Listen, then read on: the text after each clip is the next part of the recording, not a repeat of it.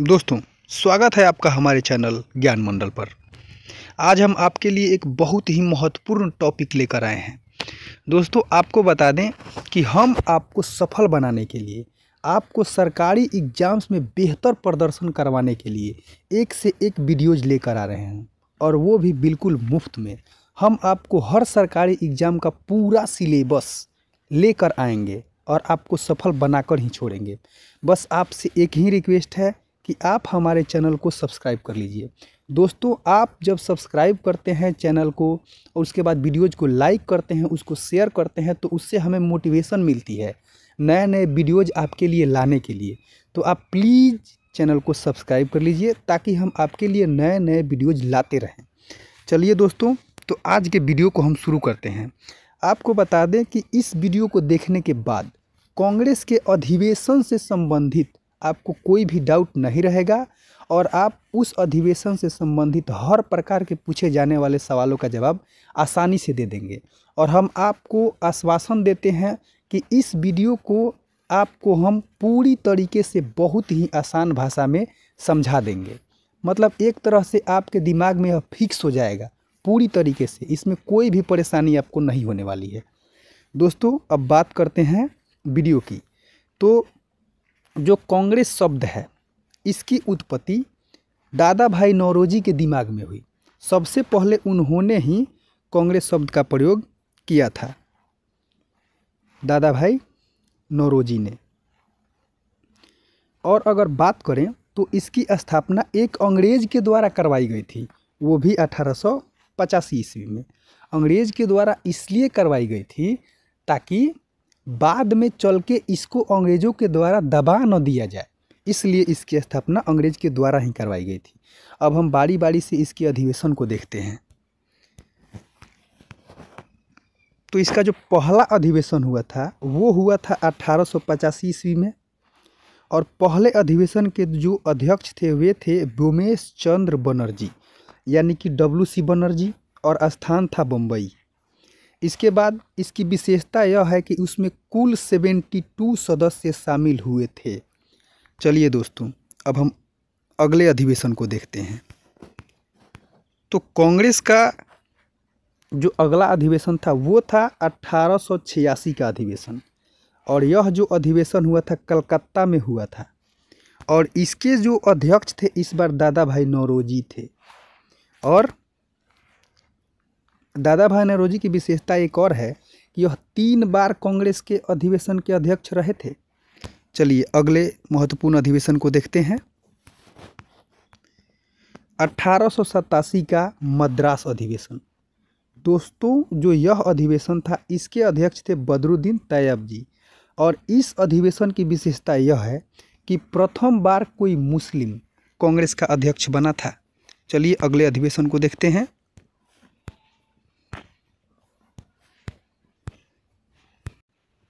हमारा अगला अधिवेशन है 1888 का इलाहाबाद अधिवेशन, जिसके अध्यक्ष थे जॉर्ज यूल। दोस्तों, यह भी प्रथम बार था जब कोई ब्रिटिश यानी कि अंग्रेज कांग्रेस का अध्यक्ष बना था। इसका उस समय पे काफ़ी विरोध भी हुआ था। चलिए अगले महत्वपूर्ण अधिवेशन को देखते हैं। वर्ष 1889 का बम्बई अधिवेशन। दोस्तों, इसके अध्यक्ष थे विलियम वेडरबर्न। दोस्तों, इसकी विशेषता यह है कि सबसे पहली बार कांग्रेस के किसी अधिवेशन में महिलाओं ने भाग लिया था, और यह अधिवेशन था 1889 का बम्बई अधिवेशन। हमारा अगला महत्वपूर्ण अधिवेशन है 1896 का कोलकाता अधिवेशन। दोस्तों, अगर इस अधिवेशन की बात करें तो अध्यक्ष थे रहमतुल्लाह सयानी। रहमतुल्लाह सयानी जी की बात करें तो इनकी अध्यक्षता में कोलकाता में कांग्रेस का अधिवेशन हुआ था। और इस अधिवेशन की सबसे महत्वपूर्ण बात यह है कि बंकिम चंद्र चटर्जी ने सबसे पहले वंदे मातरम को इसी अधिवेशन में गाया था। चलिए अगले महत्वपूर्ण अधिवेशन को देखते हैं। वर्ष 1905 का बनारस अधिवेशन। दोस्तों, अध्यक्ष थे इस बार गोपाल कृष्ण गोखले, और इसी अधिवेशन में स्वदेशी और बहिष्कार आंदोलन को समर्थन देने का फैसला किया गया था, क्योंकि इस समय लॉर्ड कर्जन ने बंगाल विभाजन का घोषणा कर दिया था। अगले महत्वपूर्ण अधिवेशन को देखते हैं। वर्ष 1906 का कोलकाता अधिवेशन। इसके भी अध्यक्ष थे दादा भाई नौरोजी ही, और इसी अधिवेशन में सबसे पहली बार स्वराज शब्द का प्रयोग किया गया था। दोस्तों, यह क्वेश्चन बार बार पूछा भी जाता है कि सबसे पहले कांग्रेस के किस अधिवेशन में स्वराज शब्द का प्रयोग किया गया था, तो वह था कोलकाता का 1906 में होने वाला अधिवेशन, जिसके अध्यक्ष दादा भाई नौरोजी साहब थे। हमारा अगला महत्वपूर्ण अधिवेशन है वर्ष 1907 का सूरत अधिवेशन। दोस्तों, यह अधिवेशन ऐतिहासिक अधिवेशन था और इसके अध्यक्ष थे रास बिहारी बोस। ऐतिहासिक मैं इसलिए बोला हूँ क्योंकि इस अधिवेशन में कांग्रेस दो भागों में बट गई थी, नरम दल और गरम दल।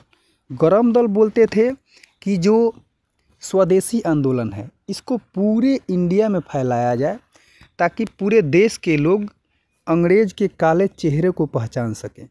लेकिन जो नरम दल वाले थे ये बोल रहे थे कि नहीं, स्वदेशी आंदोलन बंगाल का मुद्दा है और इसको केवल बंगाल तक ही रहने दिया जाए।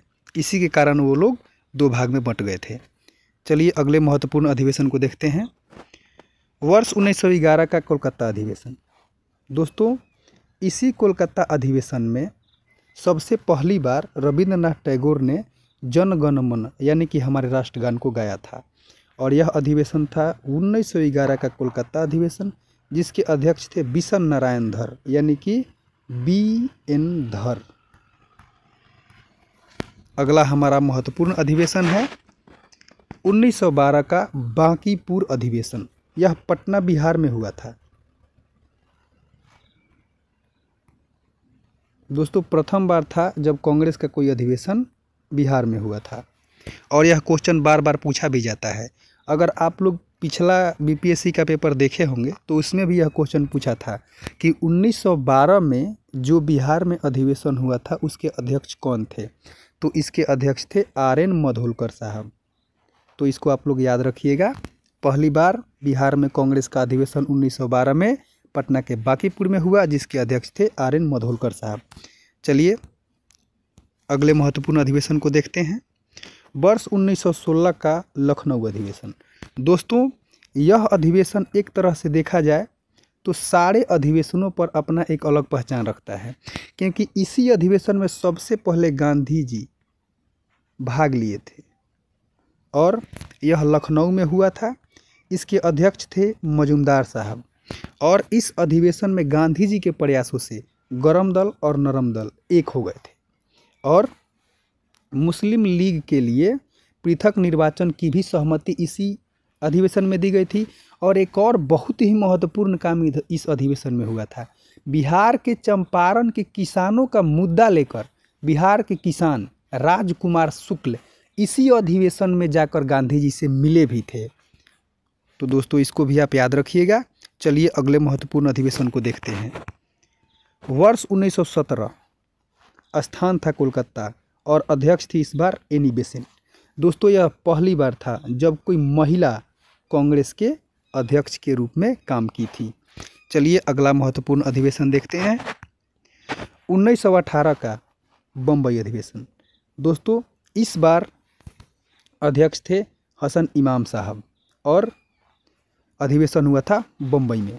चलिए अगले महत्वपूर्ण अधिवेशन को देखते हैं। 1920 का नागपुर अधिवेशन। दोस्तों, इस अधिवेशन के अध्यक्ष थे C राघवाचारी।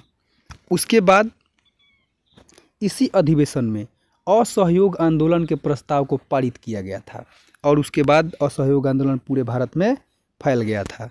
चलिए हम अपने अगले महत्वपूर्ण अधिवेशन को देखते हैं। 1922 का गया अधिवेशन। दोस्तों, यह दूसरी बार था, सेकंड टाइम, जब कांग्रेस का अधिवेशन बिहार में हुआ था, और इसके अध्यक्ष थे CR दास साहब यानी कि चित्तरंजन दास। और इसी अधिवेशन में कांग्रेस फिर से दो भागों में बंट गई, और इस बार बंटने का कारण था कि कुछ लोग चाहते थे कि वे चुनाव में भाग लें, जिनको प्रोचेंजर्स कहा जाता था, और एक पार्टी था जो चाहता था कि हम चुनाव में भाग न लें, जिनको नो चेंजर्स कहा जाता था। और इसी कारण जो प्रो चेंजर्स थे वे कांग्रेस से अलग होकर स्वराज पार्टी की स्थापना किए थे। अगले महत्वपूर्ण अधिवेशन को देखते हैं। 1923 का दिल्ली अधिवेशन। इसकी विशेष बात यह है कि अभी तक हुए कांग्रेस के सारे अधिवेशनों में सबसे युवा अध्यक्ष इसी अधिवेशन में मिले थे। उनका नाम था अबुल कलाम आज़ाद। अगले महत्वपूर्ण अधिवेशन को देखते हैं। वर्ष 1924 का बेलगांव अधिवेशन। दोस्तों, गांधी जी एकमात्र अधिवेशन में कांग्रेस के अध्यक्ष बने थे और वह था यही बेलगांव अधिवेशन जो 1924 में हुआ था। और केवल इसी अधिवेशन में गांधी जी कांग्रेस की अध्यक्षता किए थे। चलिए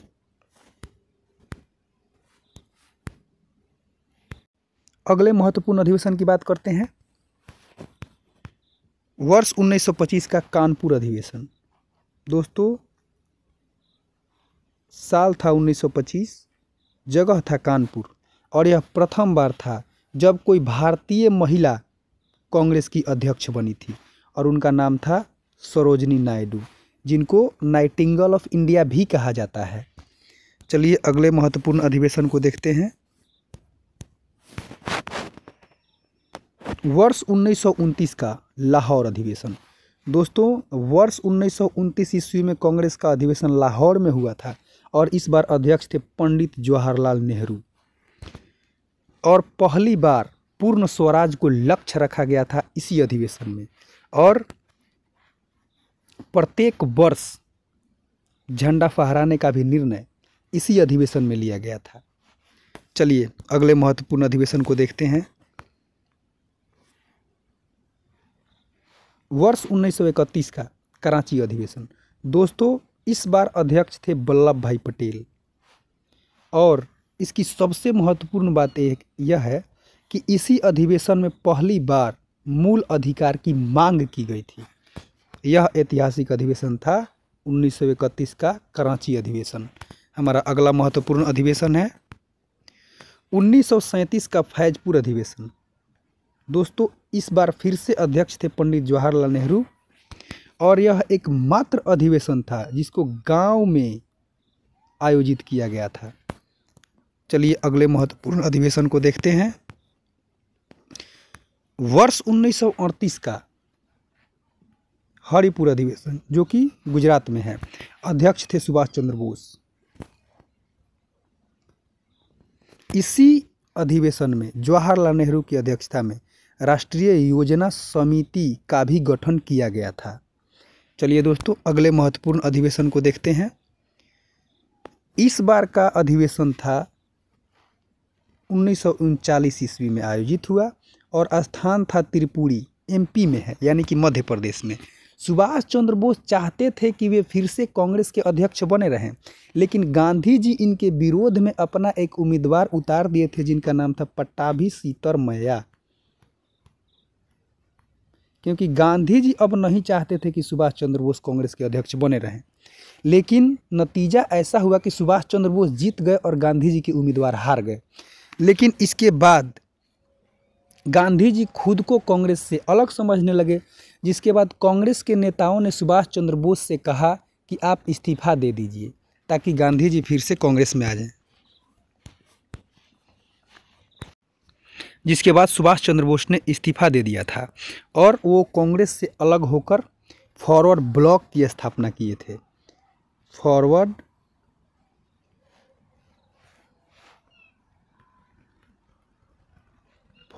ब्लॉक की स्थापना सुभाष चंद्र बोस किए थे और उसके बाद कांग्रेस का अध्यक्ष डॉक्टर राजेंद्र प्रसाद को बना दिया गया था।